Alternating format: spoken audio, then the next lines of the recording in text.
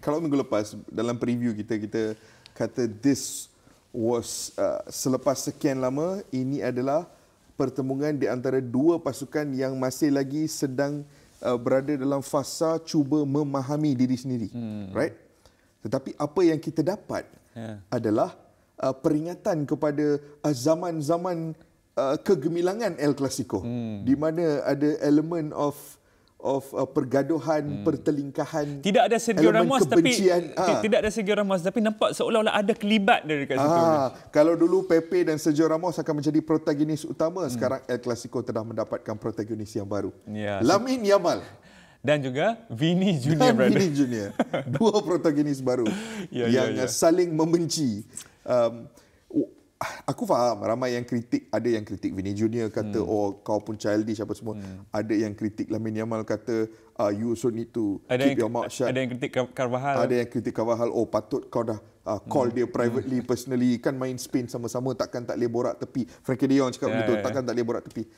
Saya sebagai peminat neutral lantak korang lah sebab saya suka semua yang saya tengok hari itu. Gaduh. Lagi banyak gaduh. Sebab these football games need those flavors.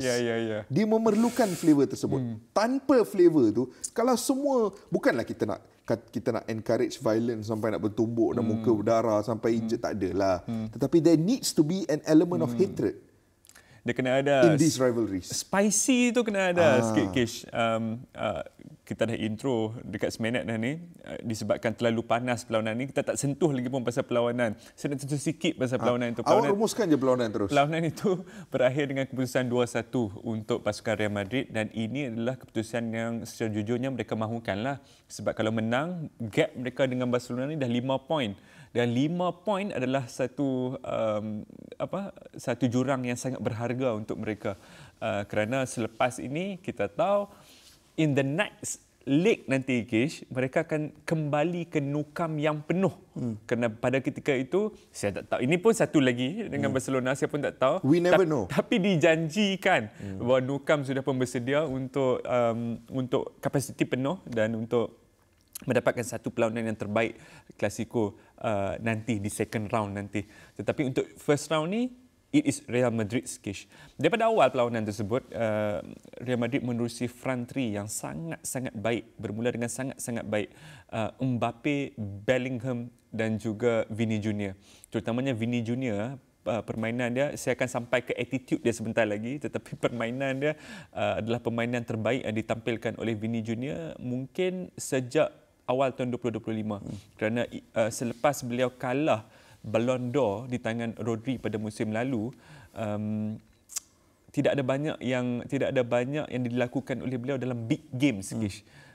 Dan juga tidak ada banyak juga yang dilakukan beliau bersama-sama dengan skuad kebangsaan pasukan Brazil. Tetapi dalam perlawanan itu, dalam 70 minit dia main sebelum dia ditukarkan tu, dia menunjukkan kenapa pada satu ketika beliau sangat kecewa tidak memenangi Ballon d'Or kerana kualiti dia ada di sana. He was just toying dengan Barcelona punya backline. Sementara untuk pasukan Barcelona, mereka turun tanpa, yang paling penting turun tanpa siapa tahu? Hansi Flick. Hansi Flick tidak ada bersama-sama dengan mereka kerana red card dalam perlawanan yang lalu. Mereka juga sangat merindui satu figura yang bernama Inigo Martinez. Kalau sebelum-sebelum ini dalam kesemua perlawanan menentang Real Madrid yang mereka tak kalah sekali pun pada musim lalu, semuanya bertumpu kepada Inigo Martinez, tetapi ketiadaan beliau yang diisi oleh Eric Garcia. Aku nak katakan di sini, Eric Garcia juga adalah salah satu performer terbaik untuk Barcelona pada musim ini. Tetapi dalam perlawanan tersebut sangat-sangat diperlukan bukan sahaja kebolehan melakukan offside ataupun kebolehan bola di kaki, tetapi kebolehan kebijaksanaan dan juga pengalaman untuk deal dengan pressure bermain di Bernabeu. Itu yang tak ada di dalam backline pasukan Barcelona. Dan akhirnya Pedri juga dilayangkan kad merah. Ini bukanlah satu perlawanan yang terbaik daripada Pedri. Sebelum ni aku tak tahulah, aku dah banyak kali cakap, kalau siapa yang mengikuti social media aku ke apa ke, ada beberapa number 10 terbaik di Eropah, 4 number 10 terbaik di Eropah, dan in order aku adalah Pedri, Musiala, Bellingham dan juga Palmer. 4 under 23 terbaik number 10 in that order. Tetapi pada malam itu ternyata Bellingham lebih baik daripada Pedri dan itu harus kita akui. Dan ini adalah El Clasico pertama yang ada dua Englishmen playing against each other. Pertama dalam sejarah sejak perlawanan pertama Clasico lebih daripada 100 tahun yang lalu.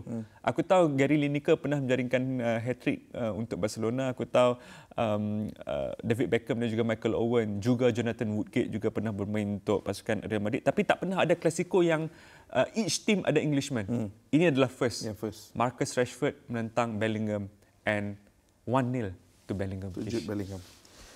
Ramai akan memetik tingkah laku Lamine Yamal before the game ke, during the game ke. Ramai juga yang akan petik Vinicius Junior punya tingkah laku. Let's talk about Vinicius Junior kejap. Ketika dia sub out. Pandangan aku macam ni. Pandangan aku adalah ada sesetengah pemain ini yang mana kebolehan mereka itu berkait rapat dengan swagger and the almost tahu apa perkataan yang tepat. Perkataan yang tepat, irrational confidence. Irrational confidence. Ada sesetengah pemain ni, kebolehan dia tu berkait rapat dengan swagger dan irrational confidence yang dia ada. Dia berkadar terus lah, directly proportional tu. Directly proportional. Bagi aku, walaupun kalau seseorang yang tak tengok bola sepak, tak suka bola sepak, mungkin dia pandang dia akan macam, apa benda lah pemain ni nak komplain-komplain. Manager dah suruh kau keluar je lah. Kan? Tak payah nak komplain. Lepas tu hujung-hujung yang dia pergi nak trigger Lamine Yamal balik. Benda bukan gaduh dengan kau duduk tepi lah, tak payah nak gaduh.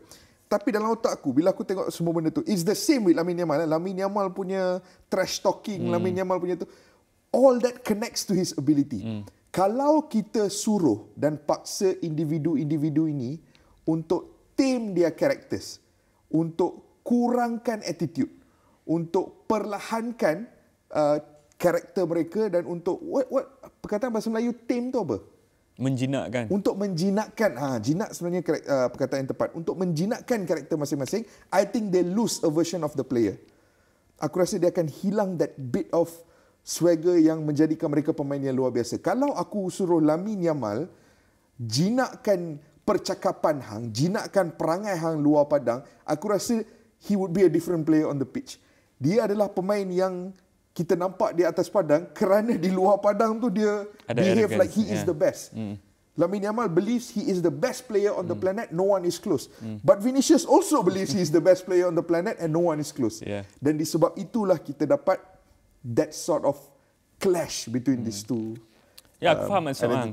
Kalau kita tuntut pemain itu menampilkan aksi yang luar biasa di atas padang, kita tak boleh jangkakan mereka akan apa? Perangai mereka akan biasa di luar padang. Mungkin perangai mereka di luar padang juga akan luar biasa juga untuk bagi tally atas padang dengan luar padang. Sejujurnya Kish, aku suka kau semua. I'm so sorry but I like them. I like it. Don't change. Please don't change, Please don't boys. change. Don't change. Be as open as you want to. Please go again to Kings League, Lamine Yamal, and juga untuk Vinicius Junior. Semalam sehari sebelum kita record episod ni, semalam dia ada keluarkan satu kenyataan maaf rasmi. Menerusi social media dia, dia meminta maaf kepada rakan pasukan. Dia meminta maaf kepada penyokong, tetapi tidak ada satu permintaan maaf pun untuk Xabi Alonso. Bahkan dengan permintaan maaf pun dia mencipta satu lagi kontroversi. Dan itu sekarang ni keluar report dekat The Athletic bahawa dalam dressing room Real Madrid ni ada ramai yang tak suka Xabi Alonso dah. Early days, masih lagi awal. Walaupun mereka menang Clasico, tetapi ada laporan bahawa dalam dressing room Real Madrid tu sedang berlaku satu revolusi dan pemberontakan. Power struggle. So ini adalah perkara yang harus kita keep a close eye on. Tapi saya ni tak terkejut lah. Kalau anda dah spend 4-5 tahun dengan Don Carlo. Tiba-tiba anda kena sampai awal. Anda tak boleh pakai cap. Anda kena ikut satu disiplin baru. Daripada seorang jurulatih daripada Spain ni, agak susah lah. Walaupun agak susah lah. Tapi seperti yang anda cakap nanti, kita akan pantau dengan teliti. Saya suka perkataan tersebut. Pantau dengan teliti. Apa? Anda nak Madrid tumbuhkan jawatan kuasa siasatan? Nak lantik ketua hakim negara Sepanyol Tidak. untuk jawatan kuasa tersebut Tidak. melihat Vini Junior. skandal yang berlaku dalam Real Madrid. Itu yang anda mahu? Tidak. Baiklah.